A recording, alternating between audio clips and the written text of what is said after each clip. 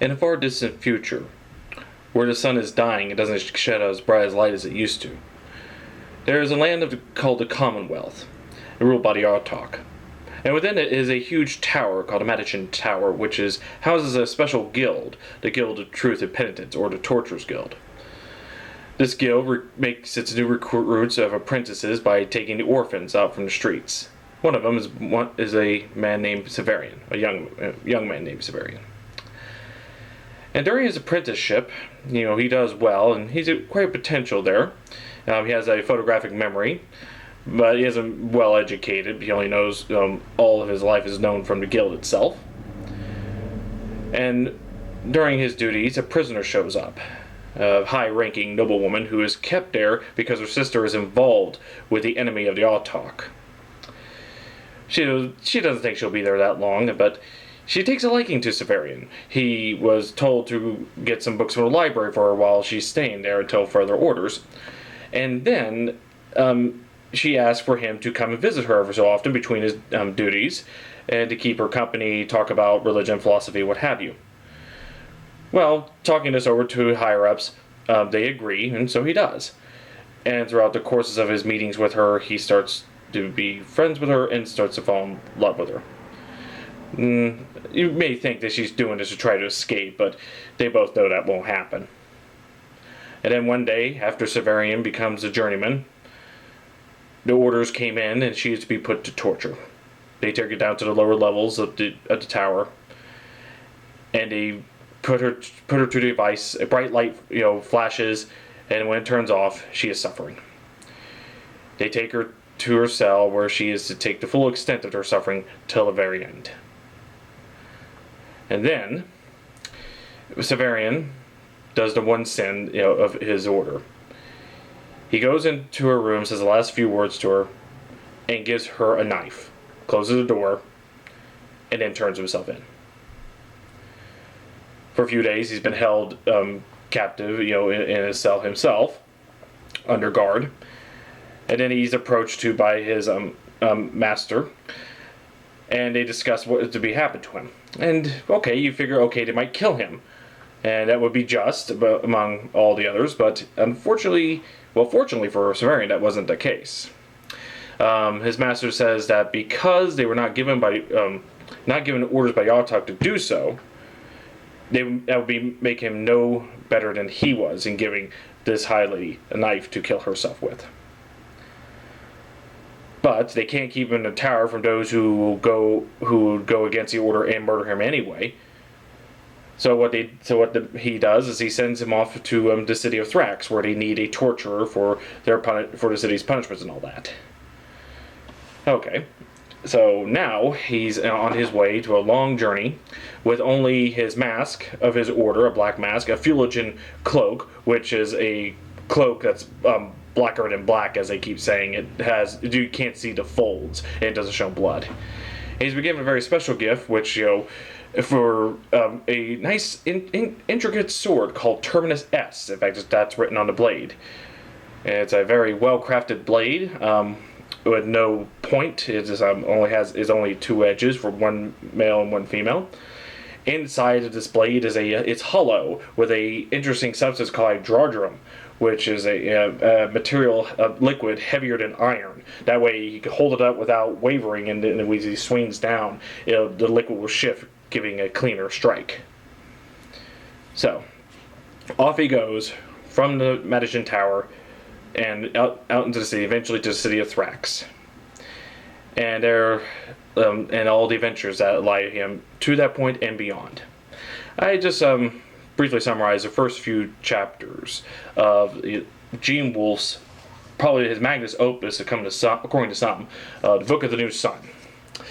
And this series right here of Gene Wolfe was written from 1980 to 1983, and consists of 4 books: The Shadow of the Torturer, The Claw of the Conciliator, The Sword of the Lictor, and The Citadel of the Autarch.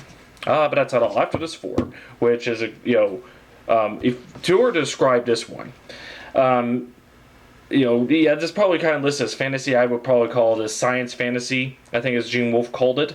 It's the idea that it takes place in the distant future, where there's various levels of people living in sort of medieval squalor or something along the lines, but there's also high-end technology that very few people understand. There's even other world life forms coming in that interact with people. But to some people, they could be angels or demons and such. So that's kind of the idea of the book of this series here. And it's not an overall quest. It doesn't say, Severian's going to go out and defeat the evil Dark One or something like that. Although he does join the Resistance at one point. It talks about a series of events of Severian's life as he transverses throughout the land and all the things that happen to him. And then the closest thing where an overall quest happens does involve the regeneration of the sun, which is explained in the fifth book here, done in 1987, Urth of the New Sun. Think of this like, how The Hobbit is sort of a prequel to The Lord of the Rings? Well, think of this as a sort of an epilogue to the 4 books here. And Severian goes on a journey to another world where he tries to bring back the new sun, and finds out more of what he is and what has happened and what more of he becomes, and all the strange adventures he has along the way. Now, this series has been popular among hardcore sci-fi fantasy fans, and particularly among authors. Many authors love this series. They always praise Gene Wolfe for his writing ability and all that. It's not like a hardcore action, adventure type things. There's a lot of philosophy and perspectives that you work through this. You may have to read it twice just to kind of pick up, like, oh yeah, that sort of thing.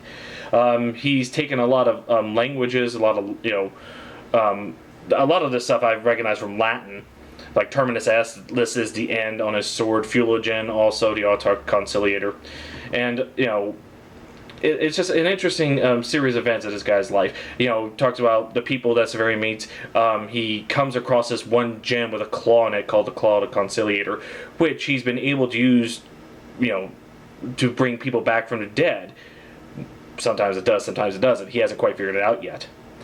So, all sorts of strange and interesting people and monsters and events in this series. And this is one of the series that influenced Monty Cook, who creates role-playing games, into creating his role-playing game world of Numenera.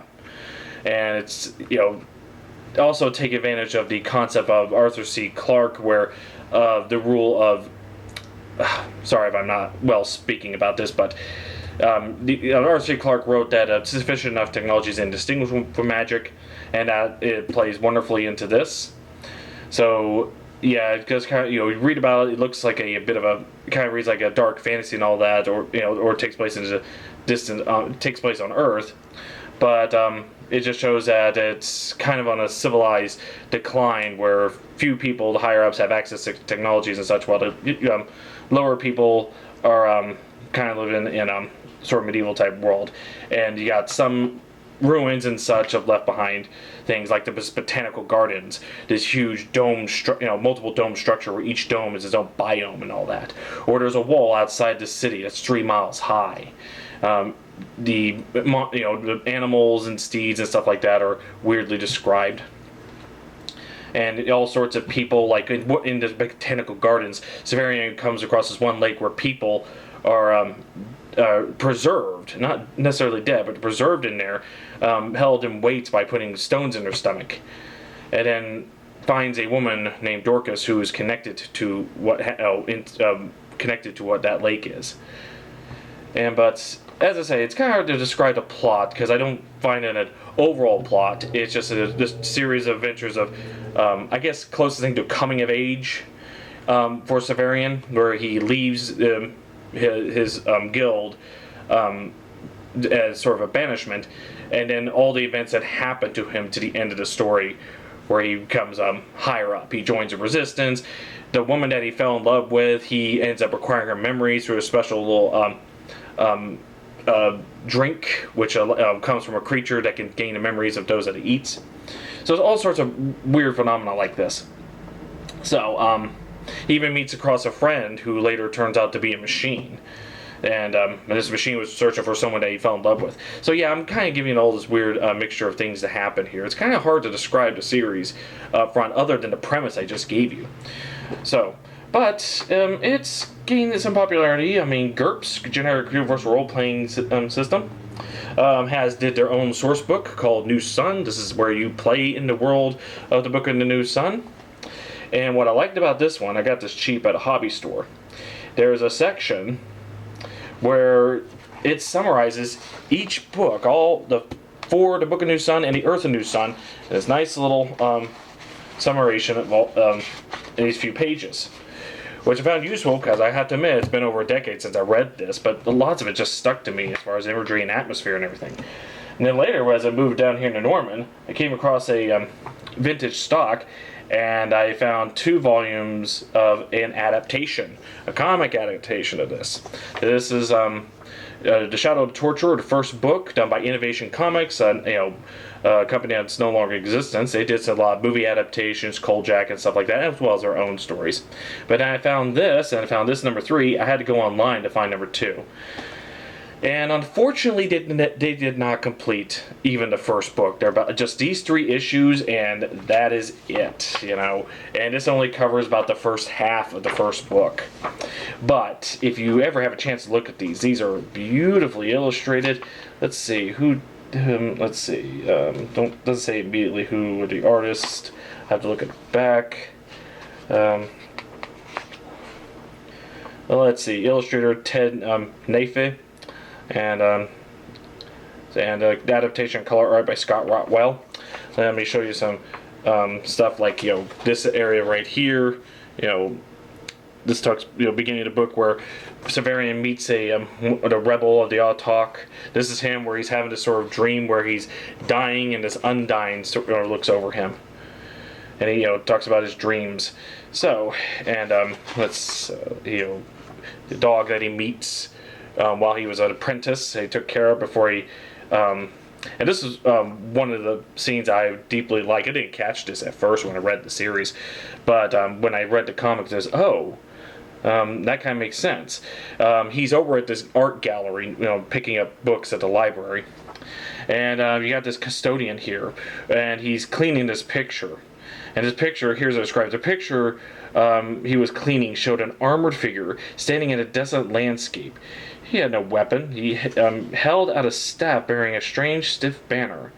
This warrior of a dead world affected me deeply, though I could not say why or even just what the emotion was that I felt. He has a conversation with two of the guys passing by.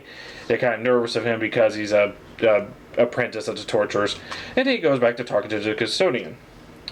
Then he continues. He talks about the painting a bit. The custodian says, "Take this one now. Third time I cleaned it. Like it? That's your blue Urth coming over to his shoulder." And Severian says, "Is that the moon?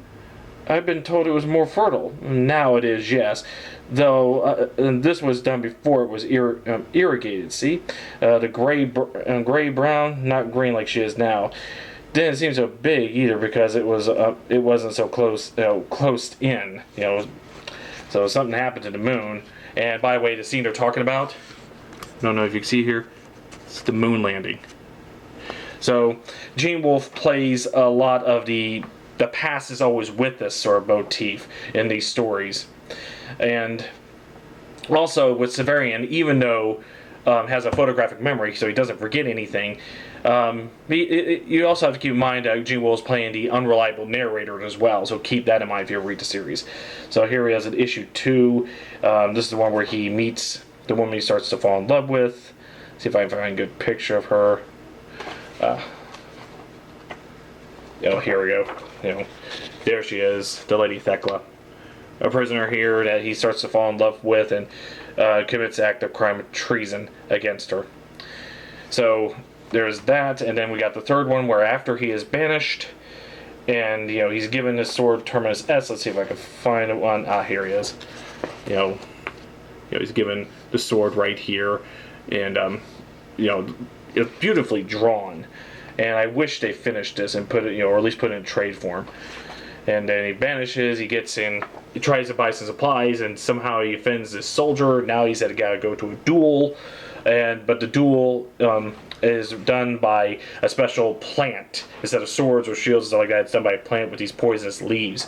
But in order for him to get that, he's guided by this woman from the shop who starts to have feelings for her, but she turns out more than what she appears to be, of course.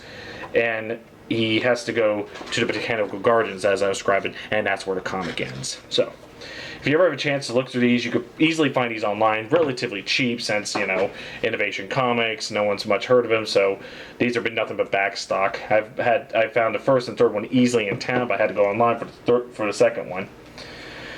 But as far as books itself, if you can't go around affording these, or you can find these, I could easily find these anywhere. Barnes & Noble, if they have it on the shelf. This one I have is all 4 of them, but I got this at the Science Fiction Book Club over a decade ago, so they don't have it anymore. Also came with a cool poster of this, which of Severian there. Very nice. But also, YouTube, I found, has the audiobooks uploaded. So if you're into audiobooks, you could probably buy those if you're not into books, or you could go to YouTube, and all of the books are now, it seems to be available there, at least from time to time. I've listened to most of the first book again. Eventually I want to try and just play all 5 of them if they have them up there. But, check that out. I'll list all the books at the end below. But it's just, as I say, I just love I read this for science fiction book club through the mail, and the premise intrigued me. Then I got it and read it. It was a lot more than what it seems.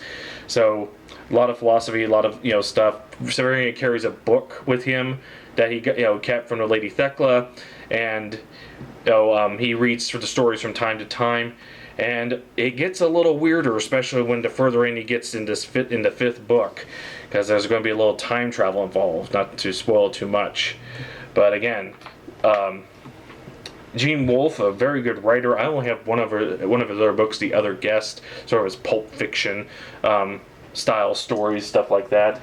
But also a very interesting little bit of trivia. If you ever played Castlevania Symphony of the Night, one of the swords that you find hidden somewhere in that game is called Terminus Est. And if you read the description there, an executioner's blade. So, but again, he also another thing, going back to the languages they use, particularly Latin in this story, this is what I kind of learned about. Okay, you ever looked at a periodic table of elements? And there's, for Mercury it has Hg. Well, that's because the older term for that is hydrogyrum, which is what the term they use to describe the substance inside Terminus Est, the liquid that's heavier than iron. So yeah, he uses a lot of old archaic terms, and it gives a sort of exoticness to how they talk to each other. And you see the slideshow, how it all looks, so it gives you an idea of the tone and atmosphere about it, which is wonderful to go about. So there you go. That's my review recommending of the Book of New Sun by Gene Wolfe. There are other reviewers out there who's done each individual book, but I figure I'd just do a little summation with a little slideshow for y'all's entertainment, for those who might happen to like it. But go ahead and give it a shot. It's 5 books, which I'll list down below. Also, in addition to this, there's another series called The Book of the Long Sun, which is not directly connected to this. It just takes place in the same universe. I haven't read that one yet, but if you're interested in going more into that, give that a shot as well. So there you go. There you go. Book of the New Sun by Gene Wolfe. Thank you all for watching. You have a nice day.